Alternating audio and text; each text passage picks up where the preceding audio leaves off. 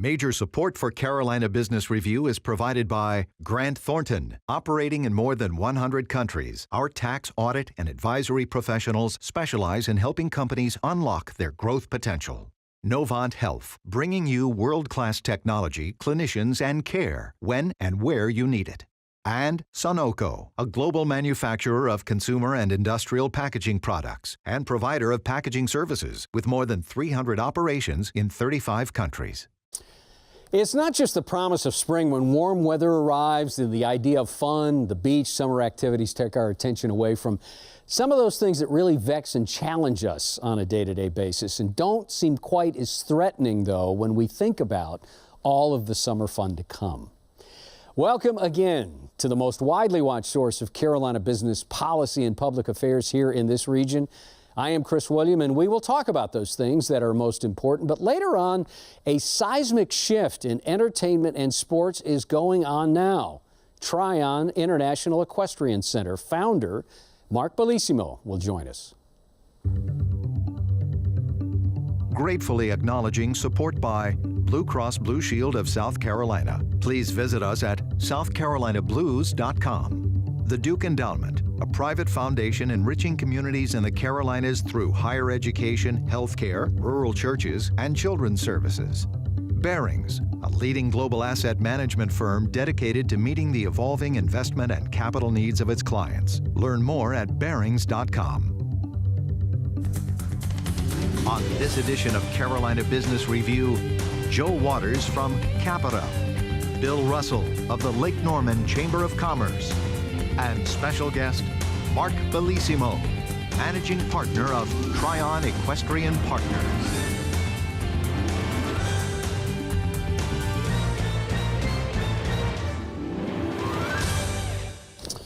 Welcome back to our program. Thank you for watching, gentlemen. Both of you, welcome. Good to have you both here. Bill, start with you. Affordable housing seems to be a buzzword that has come up again, not because it's socially popular, it certainly is, but with an 8 or 9 year economic expansion that we've had now, a lot of developers, a lot of real estate folks are trying their best to access the free money that they have, but also develop around urban cores. And one of the things that city fathers and mothers have gotten smart about to say, yeah, before we grant this request to you, from planning, zoning, whatever it is, we want you to consider an affordable housing component of this. Am I right to think that? And is that going to be enough for affordable housing to ride on the backs of the success of the development? You know, there are a lot of folks that would say that we have an affordable housing crisis in the Charlotte market. Just last year, the town of Davidson did a study, and the median home price for a home in Davidson is like $385,000. In Cornelius is $265,000. In Huntersville is $250,000. And the problem is with the rental rates soaring, it's very hard for a lot of families to be able to afford that. I'm on the Habitat for Humanity board, and you'd be surprised how many police, fire, teachers can't afford to live in the community they serve. So it is a concern. And our towns are working with developers to make sure that when we're putting in new developments, we're setting aside opportunities for families to be able to get in those homes. On the Habitat board, we're trying to make sure that we build 15 new houses per year, 30 home improvement houses.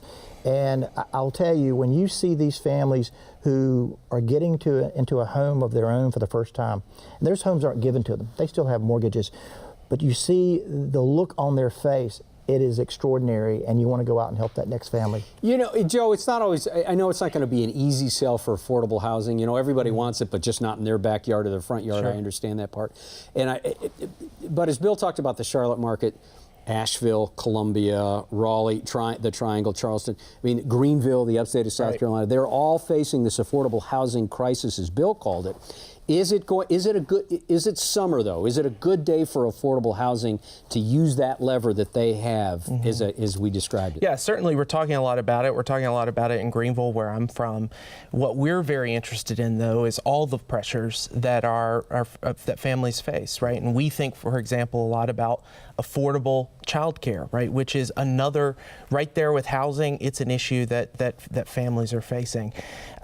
Our point of view is that affordable housing has to be nested within a broader conversation about the health and flourishing of communities, right? Because the lack of affordable housing, the lack of affordable childcare is going to drive poor outcomes in the healthcare sector. It's going to drive poor outcomes in the education sector. And if really what we're going to be about as communities across the Carolinas is the flourishing of our children and families, then we have to tackle affordable housing right along with a whole host of other issues that are driving poor outcomes for our children and families. You look like you were going to say something, Bill. No? You know, I had a conversation just the other day with a lady with the Hope House Foundation, Deb O'Hanley, who was sharing that the Hope House addresses situational homelessness for women. And the number of people who might be even attorneys, the waitress, the teller at the bank, who are living out of their cars, and they're literally getting a membership to the gym for $19.95 a month so they can take a shower the next day. We can do better than that. I don't want to be insensitive. That is important. We can't let people fall through the cracks. How do we, though, make sure that we're not just putting a Band-Aid over a symptom and try to go to the root of that? But I'm sorry, because this could end up spinning out into an hour and a half show. I want to come back to something, Joe and Bill. I want you both on board with this. So how do you feel like those that develop communities, buildings, apartments, condos, conceptual mixed use, all of that, do you feel like they are sympathetic to affordable housing components within their projects? Sure, I think they are. I think that one of the challenges, though, is going to continue to be to make sure that local voices are at the table in these developments. Is that just showing up at city council and county commission meetings? It's showing up in a number of places, right? But my perspective is those local voices have to continue to be at the table when we're thinking about these developments. But the developers know, right, that the community, they're going to be their customers, right? They're going to be the customers of the businesses and all the other businesses that come into a community. So they know that there has to be an affordable housing component to make sure that the full spectrum of the community is represented and able to take advantage of the wonderful amenities that are coming to places like Greenville, South Carolina. Do you feel that they're sympathetic? I totally agree, because before you can have a great community, you have to have all the diversity and all income levels represented. And I think our developers understand that. Yes, they're generated. They want to make a profit at the end of the day, but they want to have a good community. And I think they understand that. Let's take about a minute. This is not going to be enough time. But Bill Russell, I'll call you the poster boy for the opposition to the I-77 expansion along that North Mecklenburg, Charlotte, Statesville, Lake Norman area. Bill, how do you stop a bell that's already been rung, a horse that's already been way out of the barn? How would the opposition say, all right, this expansion's coming. How can we figure out how to make it work within the communities instead of trying to unwind that contract? First off, NCDOT has been meeting at the Lake Norman Chamber with some of the stakeholders for about 3 months now. And we're looking at all of the recommendations from Mercator. At the end of the day, we're not looking at canceling this project. We would like Centra to finish the project out, go ahead and put in the tolling equipment. So you finished it completely, and the day that there's the ribbon cutting, that you're open up the lanes, then have NCDOT step in, buy out the contract, take the 2 lanes that they've built as HOTs, make one of the HOT lanes a managed lane that guarantees the mobility so people can get up and down. CATs can utilize that for busing. And then you take the other HOT lane and convert that to a general purpose lane. So now you have 3 lanes, and we can ease that congestion, because that's the issue in Lake Norman. It's a congestion problem, not the guaranteed mobility problem. So that's really what we're looking to do. I think we're headed in that direction. I feel confident that Governor Cooper and Secretary Trogdon understand this, and they want to find that solution, and we're headed to that. Another alternative that we're talking about is, what if we hardened the shoulders, which allowed people to drive during peak driving times, say at 4 o'clock in the afternoon and 7 o'clock at night, 6 o'clock in the morning, 9 o'clock in the morning, and utilize the shoulders just during those particular times and harden shoulders. How are you going to control that? I think that it's being done in other areas, and I think that's a solution as well. But we want Centra to go ahead and finish, then have NCDOT buy it out and have NCDOT manage it instead of Central. You know, interestingly enough, North Carolina's Department of Transportation Secretary Jim Tryon will be on this program. We'll be sure to bring that up. Count on it. Gentlemen, thanks for being on the program. Speaking of the Secretary, he will be a guest on our program. Also coming up on this program, Pat Riley is the president and CEO of one of the largest residential real estate firms in the country, certainly here in the Carolinas. So Pat Riley, Jim Trogdon, as I talked about, Secretary of Transportation, will be on this program. Clarence Armbruster from J.C. Smith University will be, and then also Roy Cooper. So there's a whole lot of people, probably more than you need, but we've got a great program coming up on this program. Just above South Carolina's upstate and just east of western North Carolina, near Tryon, North Carolina, it sits on about 1,600 acres and is costing upwards of about $400 million so far. It's a sprawling promise of world-class equestrian lifestyle competition and entertainment. It is the Tryon International Equestrian Center. It's authored by someone who has already done it successfully on the world stage. He is the founder of a series of equestrian entities that has done the same thing for years in Wellington, Florida at the Palm Beach International Equestrian Center. Joining us now is managing partner of Tryon Equestrian Partners, Mark Bellissimo. Mark, welcome to the program, but thanks for being in North Carolina. Well, thank you, Chris. We really appreciate the opportunity. Wow. You know, I promise, I don't want to fawn over this, but Mark, over the last 30 years on this program, we've heard a lot of people with a lot of big ideas, and they end up being something maybe better, but end up being different. Here you sat, if you would have sat here 2 years ago and said this, I would have been suspect. Not cynical, but suspect. And here you have delivered the goods so far. Give us a sense of statistically where this center is, what it's going to deliver, what's the revenue, what are your head count going to be, so on and so forth. Okay, well, thank you for the opportunity to discuss it. But, you know, the equestrian industry is an industry that's not, well understood. It's a multi-billion-dollar industry across the United States and a significant employer, very fragmented. The venue we created in Wellington, I'll just give some statistics there, is essentially a 12-week venue that's turned into almost 16, 18, 20 weeks, that's attracting 5,000 of the wealthiest families in the world that come down and compete for show jumping, dressage, and polo at this point in time. The economic impact to Palm Beach County is about $200 million each winter. We generate about 160,000 bed nights, and as a business, we're about a $100 million-ish business down there, and essentially have created a real estate portfolio that's probably worth anywhere from $350 to $700 million. So it's actually created a really interesting economic investment down there. We've spent about $350 million down there.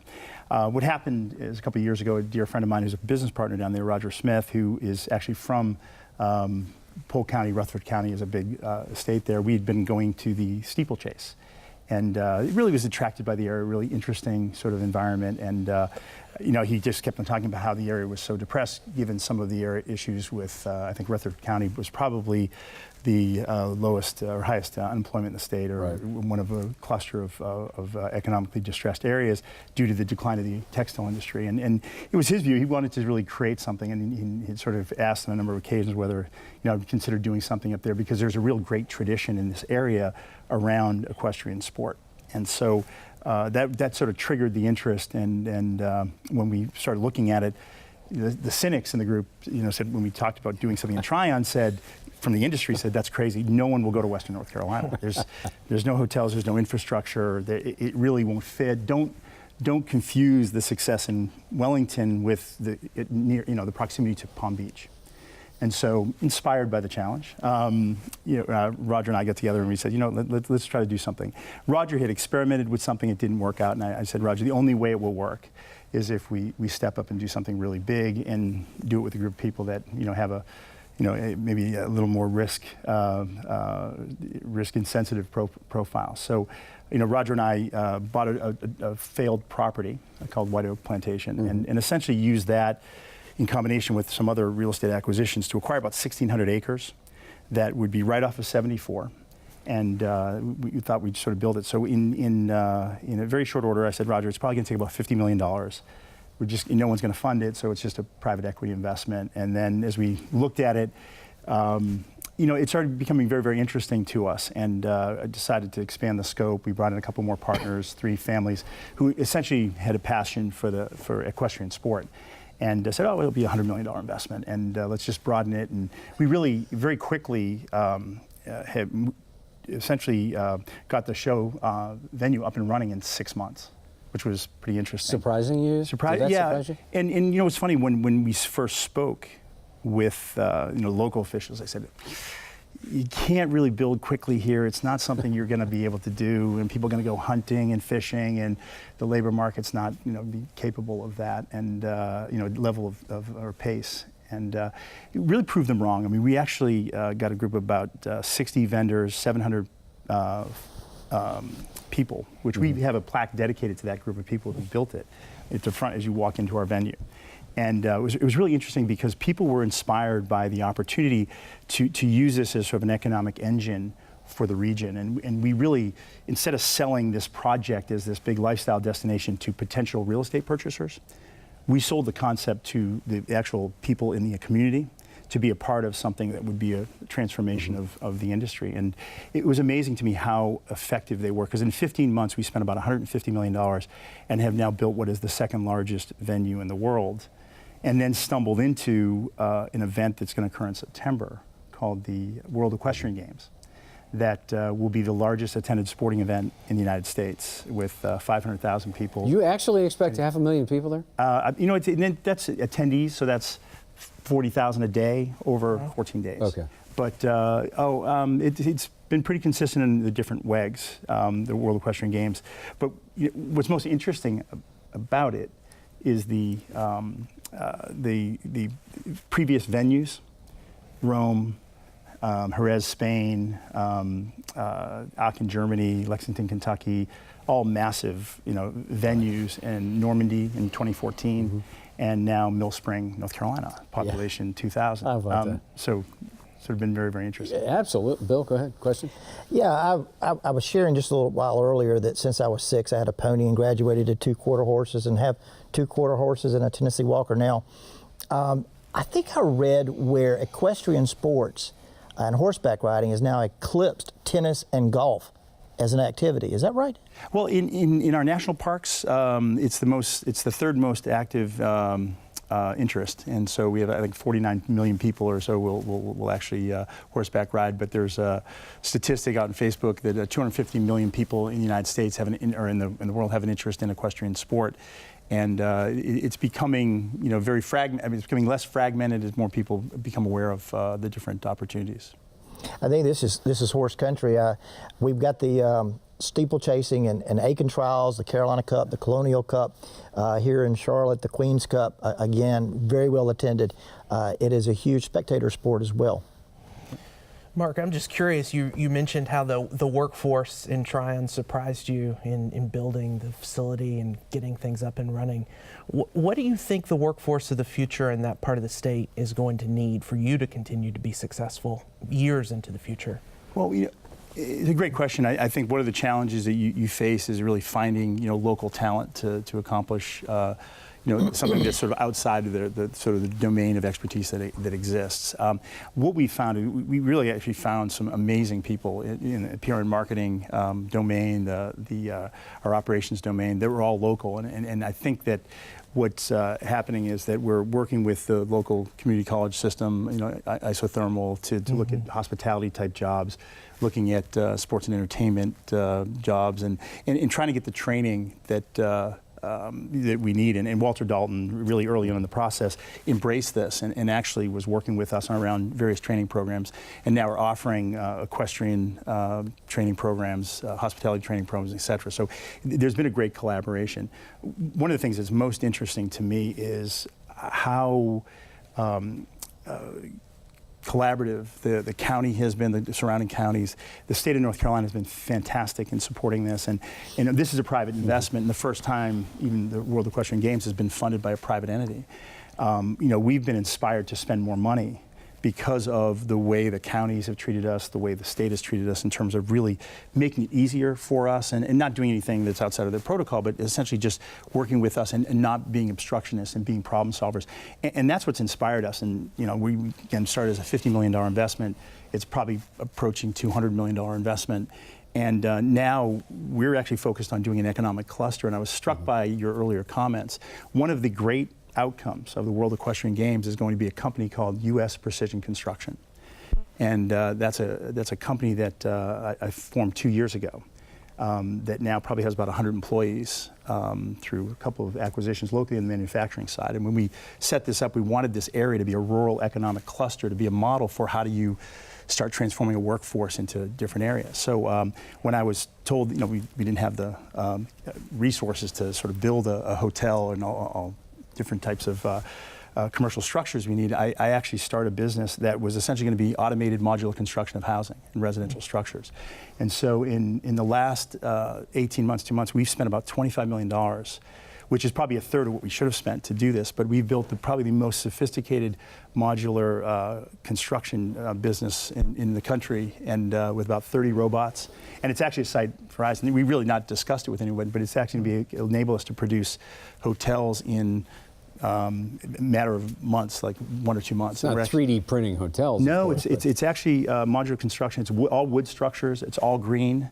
And essentially we can build, in our first incarnation, we're actually rolling it out in May. So our first hotel will be put up in May, which we can put up in about 30 days, a 210-room hotel, which essentially will be done mostly robotically, but we're introducing jobs to the area. And my view, the impact of that technology, of those technologies on low-income housing, student housing, hotels, apartments, condos, is going to be profound. And we've had people from all over the country come in to see it, who are materials processors, who their sales reps have come in and seen it and said, I've been in every modular factory in the United States and there's not one that's close to this. Like, why did this happen?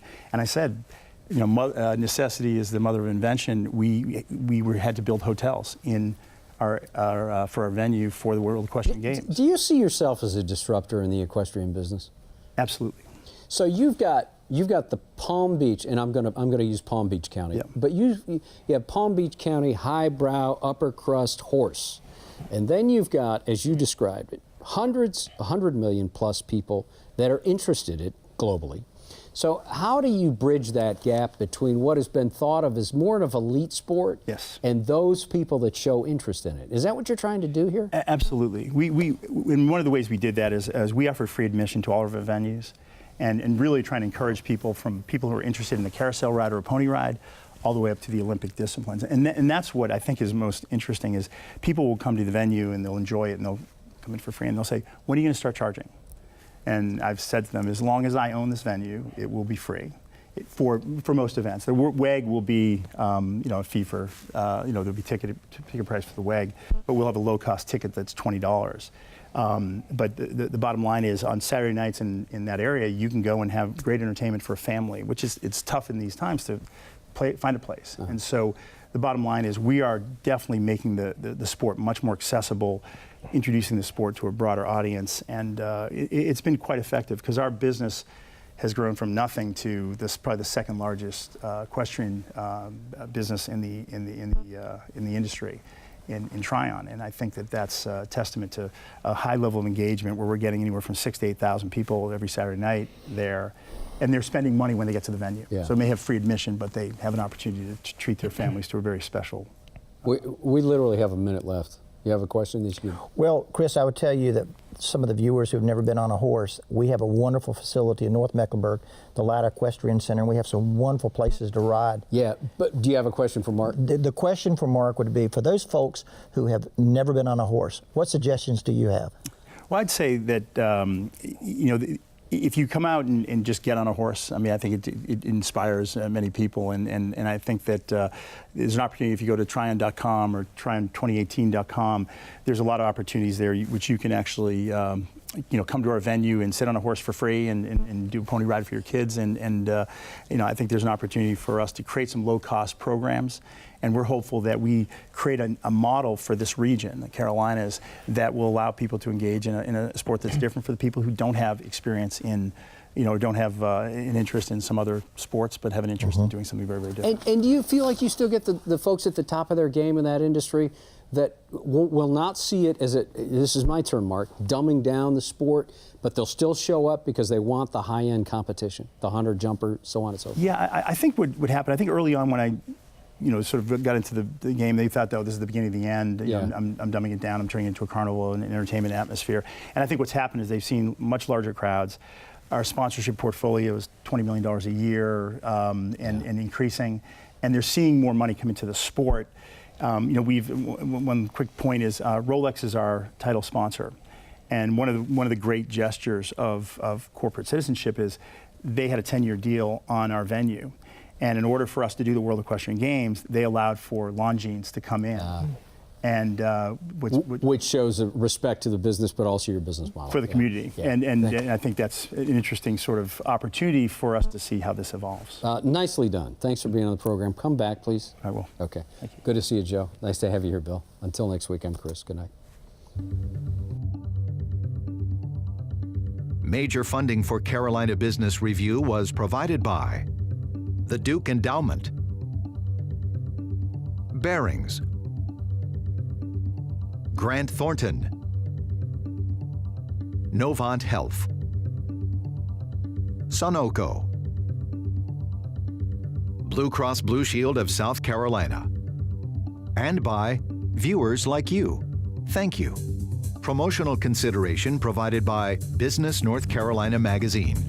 For more information, visit carolinabusinessreview.org.